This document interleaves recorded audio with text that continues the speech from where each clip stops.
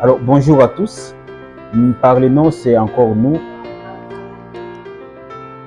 Euh, je disais, parlez-nous, c'est encore nous, Nicolas M. Karen Minou. Aujourd'hui, on va parler d'un petit sujet vite fait. Et les sujets concernent tout simplement l'Est de la République démocratique du Congo. Est-ce que nous devons haïr le peuple rwandais? Le fait que les Rwandais, à travers les 1-23, ils nous font la guerre. Doit-on haïr le peuple rwandais? Le fait que le Rwanda, à travers les 1-23, il nous faut la guerre. Pour répondre à cette question, je vais répondre à cette question à travers juste un exemple concret que j'ai vécu moi-même avant-hier quand je suis parti au niveau du Rwanda. Je suis parti au niveau du Rwanda, à Kigali, j'arrive là-bas, je suis parti faire des achats.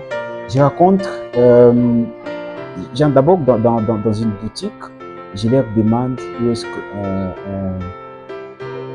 je peux trouver des chambres et des logements. Il y a la cliente qui était là et s'exprimait en français là, boité, parce qu'au niveau du Rwanda, on parle tout simplement le Kinyarwanda, mais aussi l'anglais. Il y a certains d'entre eux qui parlent le français, mais ils ne sont pas nombreux. Et par chance, j'ai rencontré une femme qui parle un peu de français. Et elle m'a donné l'adresse et du coup, elle a même appelé une autre personne qui était là à côté pour qu'il puisse m'accompagner afin que je puisse trouver là où je vais loger. Nous sommes partis avec le monsieur, on discutait en cours de route, on traversait des rues et des ruelles et c'était presque à 20 minutes de là où nous étions partis à pied. Et arrivé là-bas, j'ai trouvé le logement et je suis endormi. Le matin, je me réveille, je pars. Je devais alors partir chercher ce dont je suis venu faire au niveau de Kigali. Je pars demander les prix de tout ce que je devais acheter. Et à la fin de compte, je me suis rendu compte que j'ai acheté des matériels. J'ai acheté beaucoup. J'ai acheté des matériels sans réserver l'argent de logement. J'ai tout simplement réservé l'argent de transport.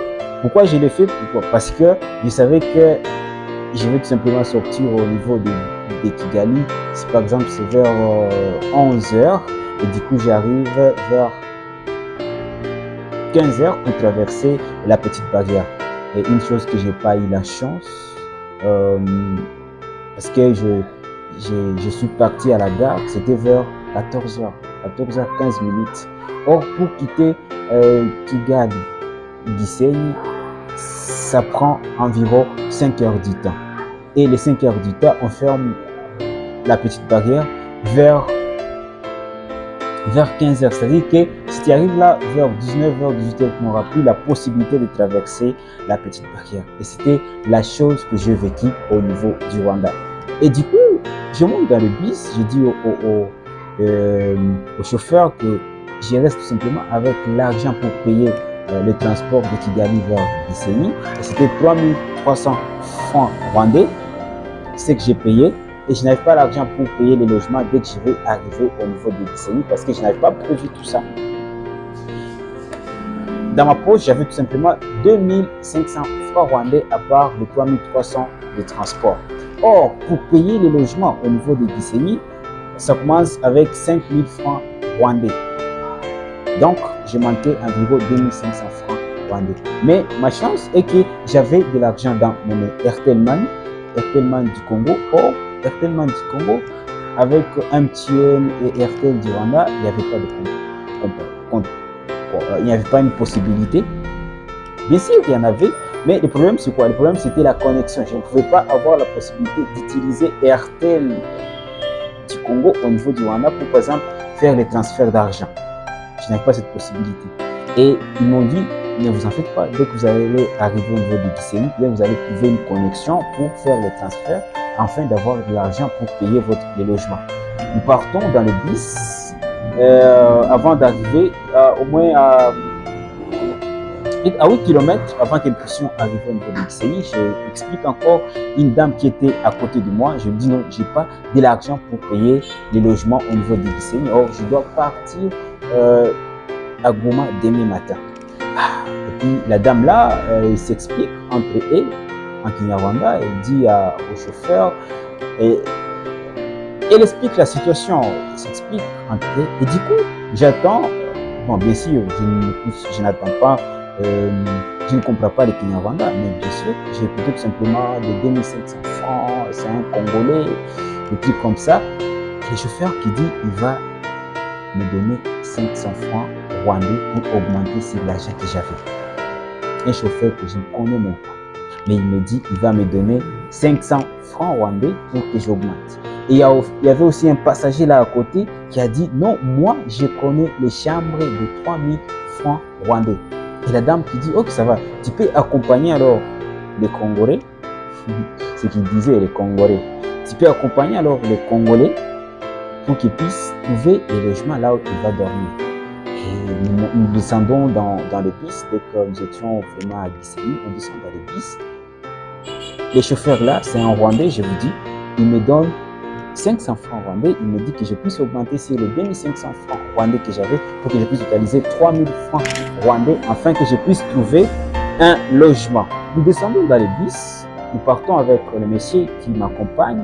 Là où je devais dormir, on arrive, il explique au barman que nous sommes là, que je suis un Congolais, que je viens de Kigali, je n'ai pas de l'argent au total, et puis patati patata, et que je dois d'aimer traverser la petite barrière.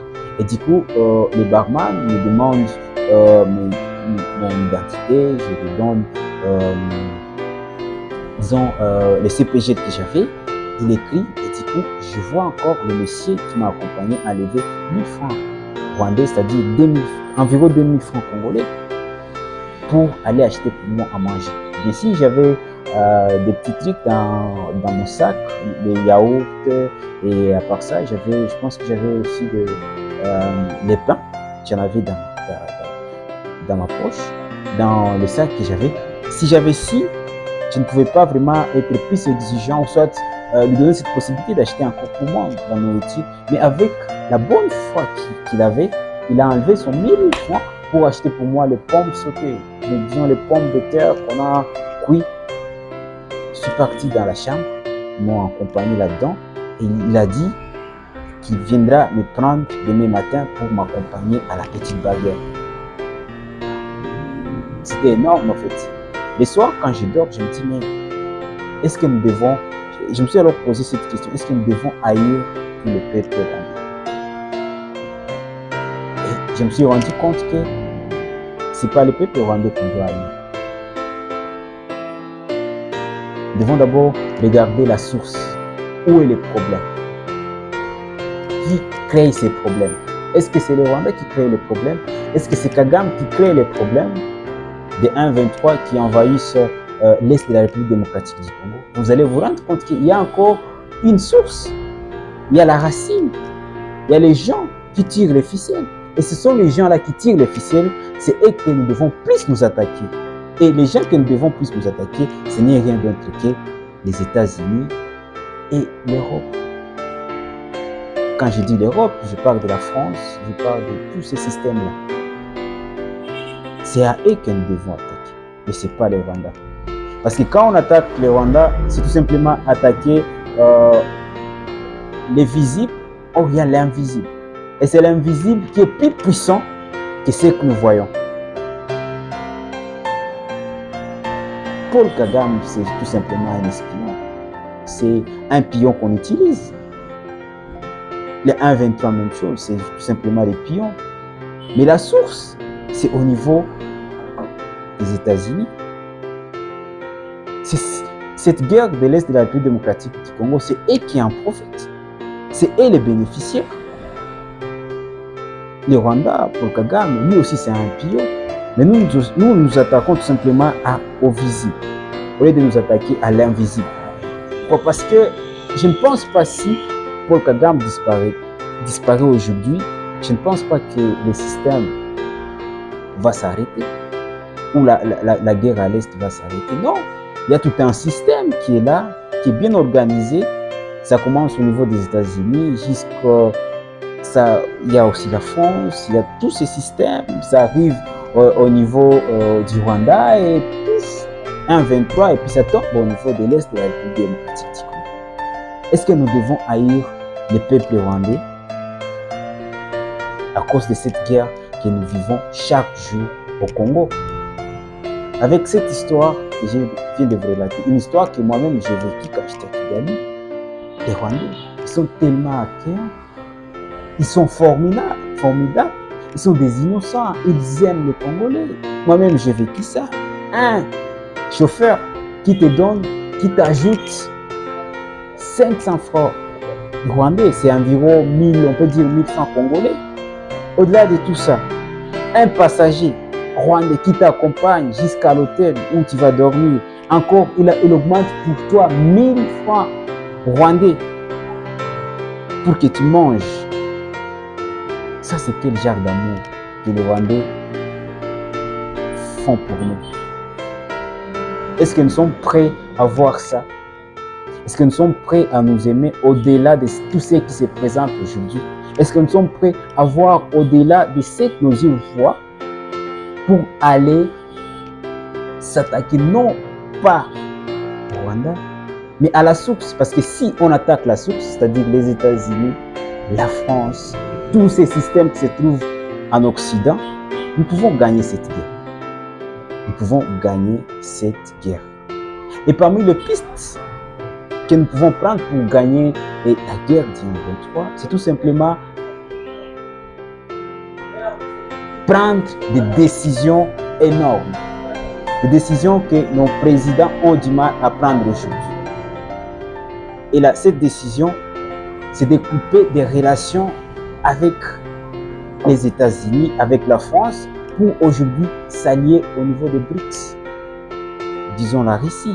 Et si on ne veut pas aller au niveau des BRICS, si nous voulons rester tout simplement au niveau de l'Afrique, on ne doit pas aller encore voir la SADC, mais parce que derrière la SADC, il y a la France, il y a les États-Unis qui financent tous ces pays alliés à la SADC, tous ces pays qui sont dans le système de la SADC. Nous devons tout simplement aujourd'hui sélectionner les pays qui seront avec nous. Et c'est le Mali, le Burkina Faso, le Niger.